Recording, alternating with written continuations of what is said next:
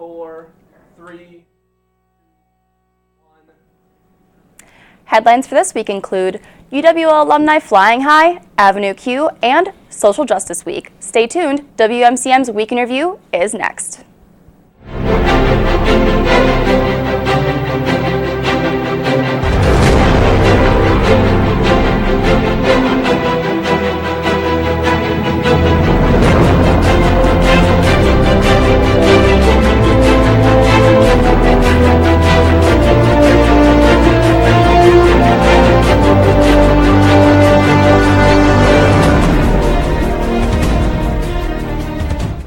Hello and thanks for watching WMCM's Week in Review. I'm Justin Runberg.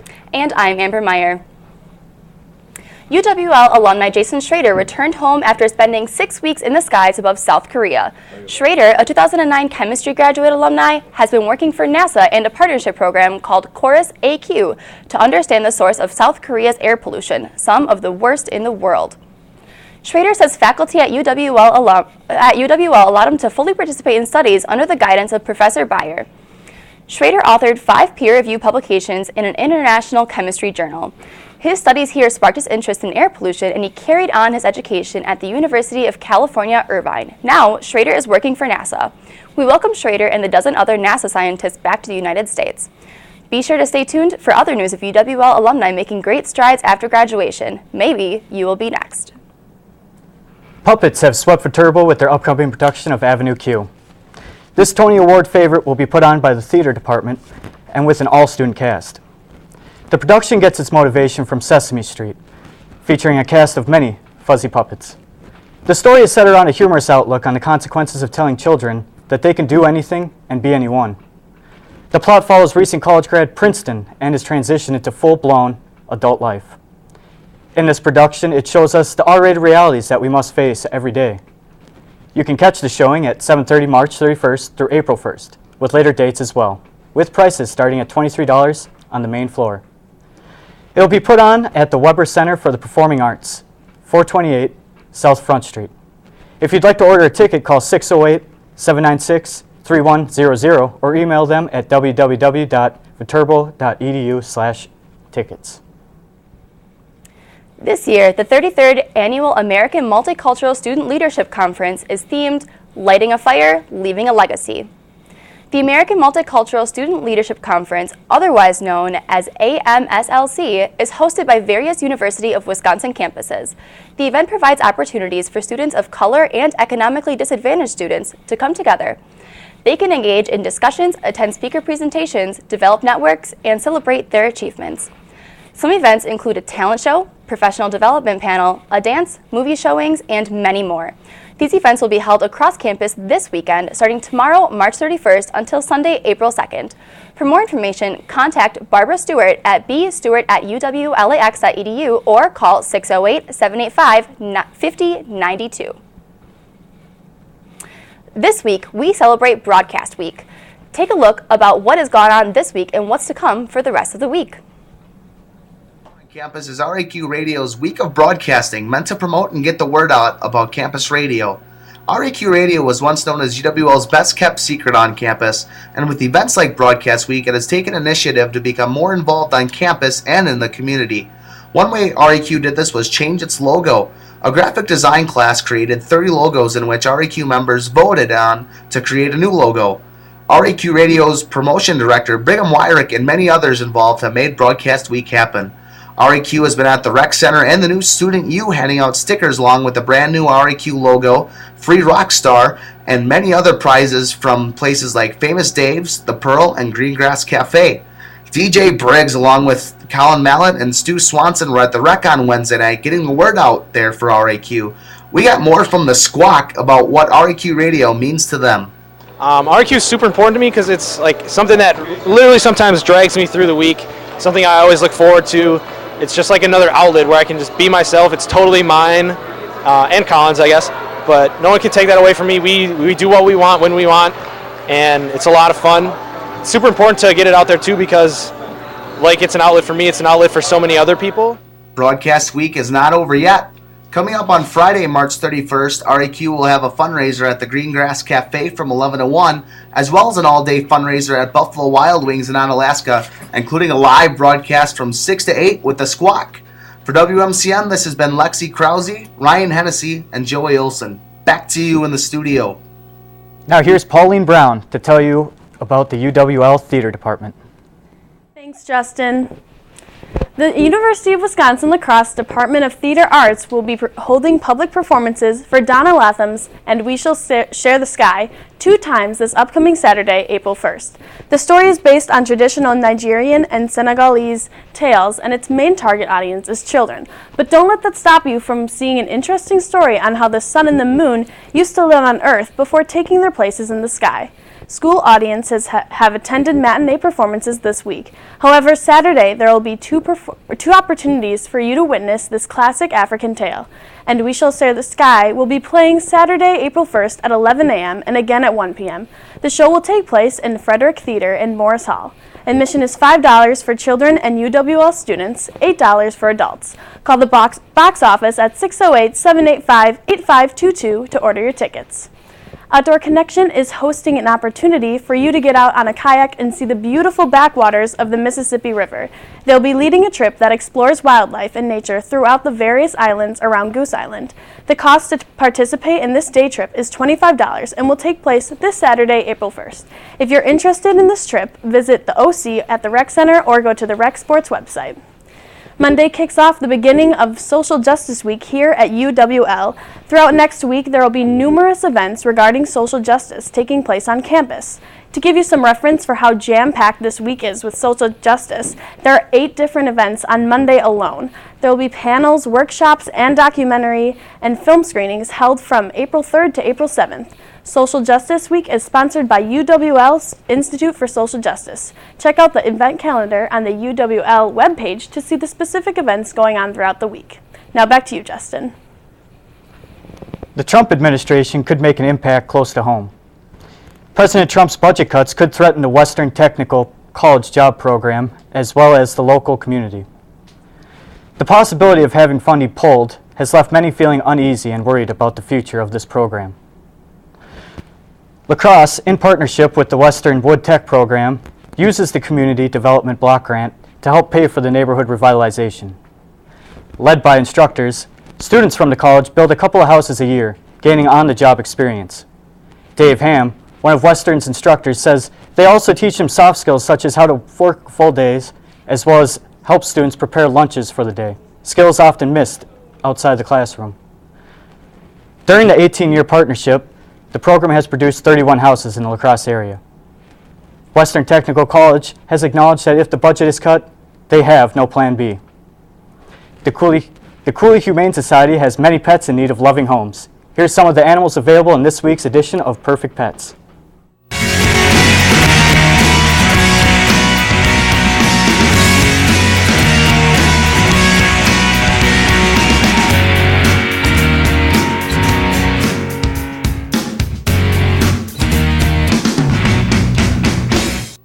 Hi, I'm Octavia. I'm super mellow and I love a quiet home where I can nap and snuggle. Hi, I'm Buster. I'm a 10-year-old Beagle mix. I'm a little older, but I'm full of love and affection for my family. Oh, yeah. Hi, I'm Jeremy. Be prepared for me to jump right into your arms and your heart. I love playing and giving affection. Hey guys, I'm Rhett. I'm a 2-year-old Shepherd Pit Bull mix, and I'm looking for an active owner that I can run with. To find out more about adoption for these pets or others, contact the Cooley Region Humane Society at 781-4014. Again, the number for the Cooley Region Humane Society is 781-4014. The tourism industry in La Crosse area has seen recent growth, spurring the development of a new tourism research institute at the UW-La Crosse University. The institute's director and UWL assistant professor Daniel Plunkett says it will be a valuable resource for any organization looking to conduct travel, tourism, and recreation-related research.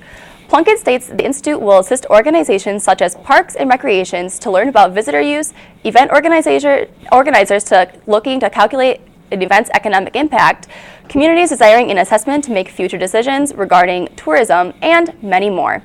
Faculty from across the UWL campus will help guide research. Fostering interdisciplinary collaboration, students will be involved through project design, data collection, and result interpretations. The Institute is currently housed in Plunkett's office room 2043, and in the Health and Science Center. For more information, you can email Daniel Plunkett at dplunkett@uwlax.edu or call 608-785-8204. Have you ever wanted to grab a drink on campus? Starting next week, you can at the new Student Union. We sent out a WMCM crew to find out more. We already know that the U is an exciting place to be, but it's about to get even better. Next week, the U will start selling alcohol in the lower level. We stopped by to talk to building manager Tessa Tilot for more information. On Monday, we are starting to sell alcohol here in the Student Union. It will be available in the lower level food area Monday through Friday after 2 p.m. and Saturday and Sunday after 11 a.m. The U will be selling Downtown Brown and Spotted Cow in 12-ounce cans for $2.75 or a 16-ounce tap for $4. While this is very exciting, it's raised a lot of questions, namely, how is it going to be regulated? University Center staff, such as myself, we are building managers, will be working with University Police to ensure that, this just stays like a fun atmosphere. It's not a place we want people getting overly intoxicated. We just want people to have fun and relax and be able to have a beer with their pizza and watch a game. The alcohol will be restricted to our lower level, particularly the play area, which is where all of the games and arcade stuff is, in addition to the e-cafe, which is where the majority of our seating is and all of the TVs. It is not allowed in the movie theater, nor anywhere else in the lower level. In order for students to purchase alcohol, they will have to present a valid driver's license. Additionally, if students want to enter the e-cafe, they will have to be given a wristband in order to help with regulation. For WMCM, this has been James Rao, Dee Reed, and Deontay Vance Jewett. Back to you in the studio. It's that time of year to put pen to paper. This Saturday is the 4th annual Luna Story Slam. Luna is an event that invites attendees to write and to tell stories to a specific theme. Organizers of the event invites members of the community to write tales to share with others about anything foolish or acting a fool in light of April Fool's Day. However, stories must be at least 5 minutes in length. The event will take place at the Pearl Street Brewery, 1401 St. Andrews Street. Doors will open at 7 p.m. and stories will begin at 7:15. Admission is $8 for the audience and only $5 for storytellers. Once the stories are finished, audience members will judge on which story was the best. The winner will be invited to the 15th Annual Lacrosse Storytelling Festival, September 8th at the main shelter in Myrick Park. Each week, the WMCM crew goes out and talks to your fellow peers in a segment we call Campus Insight. This week, they asked students what their favorite part of the new U is. Of Campus Insight, we are in the new Student Union and going to ask students what their favorite part about it is. What is your favorite part about the new Student Union? My favorite part is the information center because I work here and we could find anything in this building. The wider variety of food options. What is your favorite part about the new Student Union? The subline. I like the play area downstairs. So what is your guys' favorite part about the new Student Union? The expansive food options that you have here. How about you? For me, it's all the games that we have access to. My favorite part probably has to be all of the different food options that we have here. And what's your favorite one? Probably Einstein's. Definitely. What is your favorite part about the new Student Union? I would have to say all the restaurants. I just transferred here, so it's really nice to have diversity when I want to come and eat or anything. I really like that. What's your favorite meal? Oh, I always get the stir fry or I get Mondo subs, I would say. What is your guys' favorite part about the new Student Union? Basketball. So I'm the co-chair of the Native American Student Organization on campus, and my favorite part of the new Student Union would be the land recognition plaque in the entryway. For Campus Insight, this has been Lindsay Zess and Michael Cornelli. Back to you in the studio. Look for the WMCM crew around campus for a chance to have your opinions heard on next week's Campus Insight. And now, here's Maggie Dahl with a review of the movie The Princess Bride. In this week's movie review, we dive into the fanciful, witty adventure that is The Princess Bride. Directed by Rob Reiner and based off of William Goldman's fairy tale novel, the film focuses on Princess Buttercup, played by Robin Wright, and her farmhand lover, Wesley, played by Carrie Ells.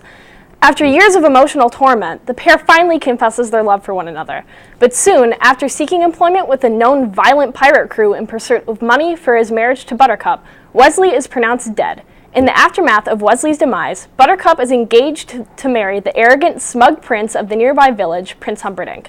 Soon before their marriage, she is kidnapped by a trio of scoundrels set on inciting war. It is here where their banter-filled quest begins. Let's take a look. I brought you a special present. What is it? A book? This is a special book. It was the book my father used to read to me when I was sick, and I used to read it to your father. And today, I'm going to read it to you. I'll try and stay awake. Wesley had no money for marriage, so he packed his few belongings and left the farm to seek his fortune across the sea. The law of the land gave Humperdinck the right to choose his bride. The fabric will make the prince suspect the Guildarians have abducted his love. You never said anything about killing anyone. I just happened to look behind us and something is there. He's obviously seen us with the princess and must therefore die. Pick up one of those rocks, get behind the boulder. The minute his head is in view, hit it with the rock! I was not a sportsman, lad.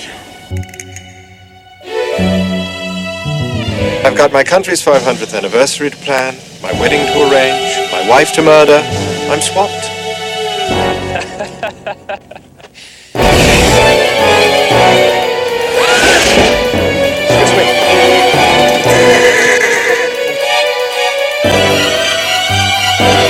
Jesus, Grandpa, what did you read me this thing for? Well, who says life is fair? Where is that written?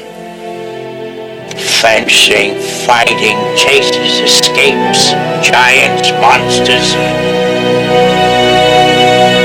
torture, revenge, true love, miracles.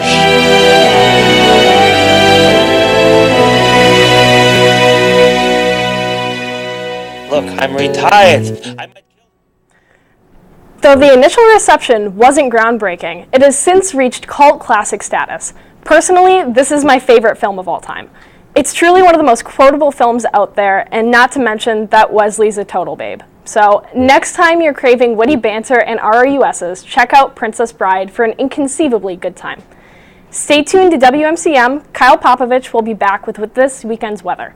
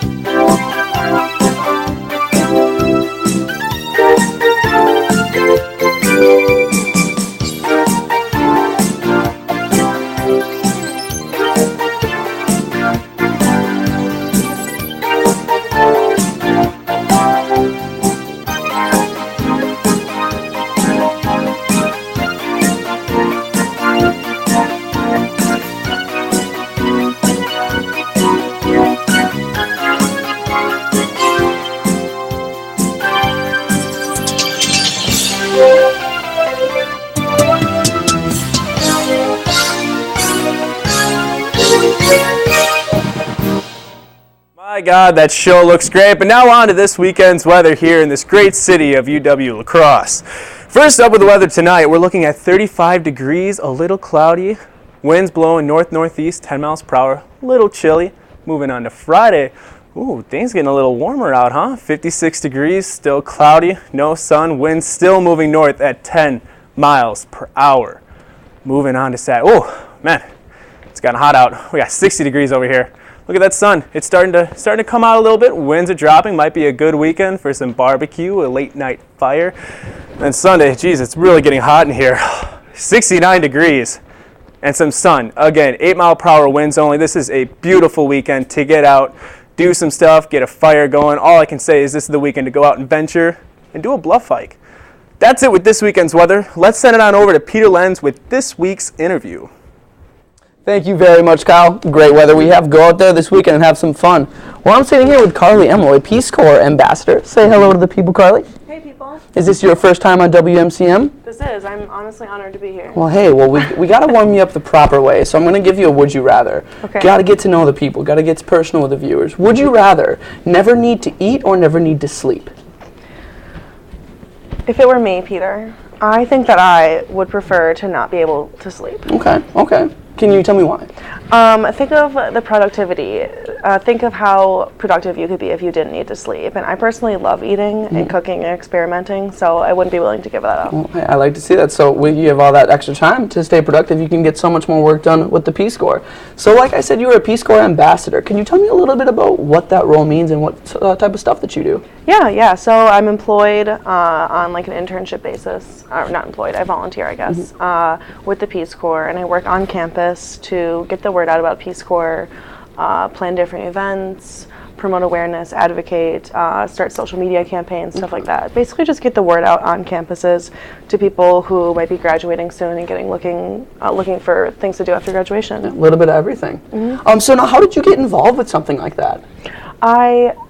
One of my degrees is French language, and so I somewhere along the line signed up for French emails from the Peace Corps, and I got an email while I was studying abroad that said, hey, maybe you should apply. And I have personal interest in the Peace Corps post-graduation, so I thought it might be a good position, maybe a good way to get some information that is kind of firsthand. Yeah. Now you mentioned studying abroad. That's a lot of international cultural experience, something that will probably help you a lot in the Peace Corps. Is there anything that you learned while abroad about yourself, maybe life, that made you want to do the Peace Corps a little bit more?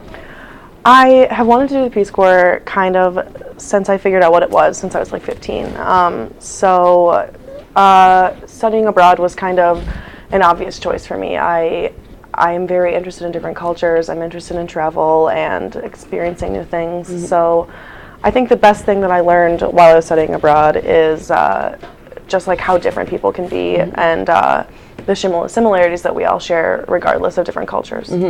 Because I know one thing I know about the Peace Corps is that you oftentimes go to a lot of different places around the world and do a lot of good work. So is there anything that you are going to maybe possibly have worries about adjusting to a new place if you end up in the Peace Corps?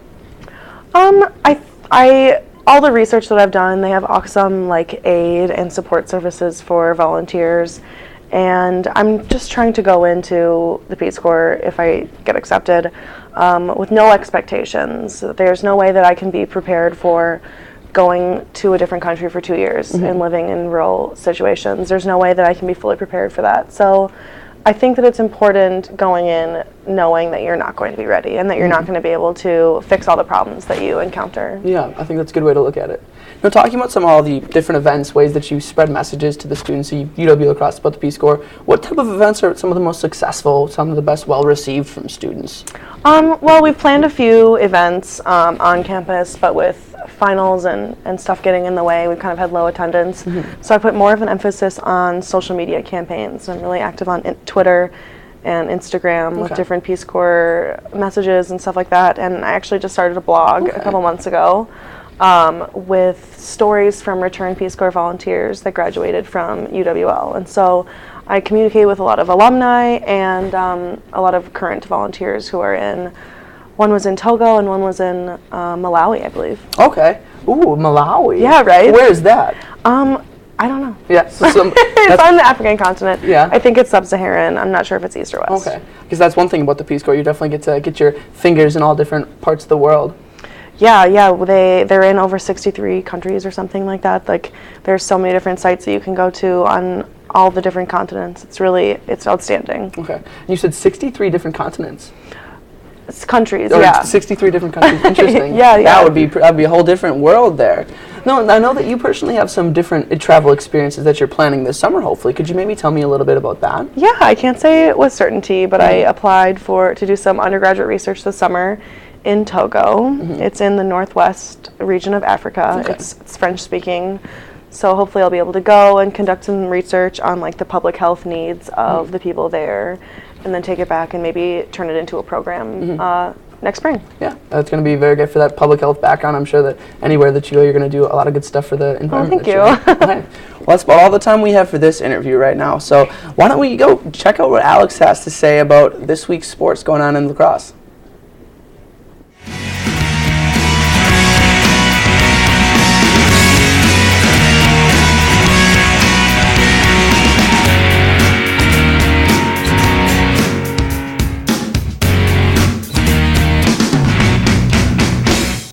Hi, I'm Octavia. I'm super mellow and I love a quiet home where I can nap and snuggle.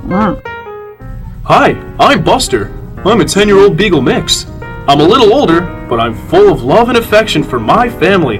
Oh, yeah. Hi, I'm Jeremy. Be prepared for me to jump right into your arms and your heart. I love playing and giving affection. Hey guys, I'm Rhett. I'm a 2-year-old Shepherd Pit Bull mix, and I'm looking for an active owner that I can run with. To find out more about adoption for these pets or others, contact the Cooley Region Humane Society at 781-4014. Again, the phone number for the Cooley Region Humane Society is 781-4014. Welcome everyone to sports. I'm Alex Tanasio. Last weekend, our Eagles baseball team completed a sweep over Cornell College, with pitchers Caleb Bushley and Jamison Lavery earning the wins. Bushley was named WIAC Pitcher of the Week for the second time already this year. Caleb is now one win short for the all-time school record in wins, behind Ben Sejka, who had a career total of 19 wins. Coming off of a great weekend against Cornell, UWL had a 5-game win streak heading into Wednesday's matchup against St. Mary's University. Let's take a look at action from yesterday's matchup. We had ourselves a good old-fashioned pitching duel to start this one out, with Eagles pitcher Mason McMahon showing his stuff early. However, St. Mary's pitcher R.J. Brown was also delivering the heat, striking out 5 Eagles on the day. A huge turning point came midway through the game, however, when St. Mary's hit a scorcher up the middle, but not so fast. Center fielder Joel Zahowski throws an absolute laser into home to save the go-ahead run. This was the momentum swing the Eagles needed, scoring 4 runs in the last 2 innings to win the game 4-3. UWL and St. Mary's played a doubleheader yesterday, and the second game was another solid win, with the score ending 7-3. The Eagles will improve to 11-3 overall and will travel to Duluth on Sunday to play the College of Scholastica at 1 p.m. UWL softball had their home opener this weekend as well, also facing off against St. Mary's. They split a doubleheader on Sunday, losing Game 1 with a score of 4-1, but the Eagles bounced back, winning Game 2 with a score of 6-3. The Eagles softball team now holds a record of 16-4, a very solid start to the season overall. The softball team is playing the University of St. Thomas as we speak, and we're actually not quite sure of the score, but let's just hope they're doing well anyway. UWL softball will continue their season on the road Saturday, playing at 2 p.m. against rival UW Whitewater. The ladies will then travel to UW Platteville for another 2 p.m. game on Sunday. The Eagles will continue their road swing next week Wednesday, as well, as they will head to Luther College for a 3 p.m. first pitch. Junior outfielder Brittany Baldwin is coming off of Position Player of the Week honors as an outfielder. Another junior making noise for the Eagles is pitcher Katie Klein, who just last week tied the NCAA Division III record for career saves with a total of 24. Way to go, girls. Men's tennis played on Saturday against Bethel University in St. Paul, winning that matchup 5-4 overall. The schools split the singles matches 3-3, but edged out Bethel in doubles, winning 2 out of the 3 matches to earn the event victory overall. The men also played the next day against the College of St. Scholastica in White Bear Lake, Minnesota. UWL just barely lost the matchup 5-4. Doubles matches was once again the difference, with St. Scholastica winning 2 of the 3 to take the event. Even with the loss, the team has won 10 of their last 13 events and are 12-5 on the season. The men return to action Sunday in Madison against Edgewood College, and that action will start at noon. Now for our women's tennis team, they also played Bethel on Saturday, and believe it or not, also won the event with a score of 5-4. The women took care of the College of St. Scholastica on Sunday also, winning that one 7-2. The team will continue their season this weekend in Rock Island, Illinois, with matches against Augustana College and Coe College on Saturday. They'll be right there in Madison with the men's team as well to take on Edgewood College to round out the weekend. In gymnastics news, the women will compete in the national championships this weekend at UW Stout. Team and all-around competition will be on Friday, with individual events happening on Saturday. UWL has 8 athletes qualifying for the championships, and history is on their side, with UWL athletes winning a combined 32 individual championships since 1984. And that's all for this week's sports. Wow. UWL is really killing it, huh? Yeah, doing yeah, great they're doing job. some great things. Amazing. Oh, yeah. Awesome. All right, you guys. So I think that's all the time we have for this week's episode, but it's been great working with you, huh? Oh, yeah. Yeah, Great working with you. great It was fun. episode. All right. Sure. Well, we hope to see you guys next week. All right. Thanks for watching this week's WMCM Week in Review, and join us next week, Thursday at 4:30 on Campus Channel 200 and Digital Channel 989.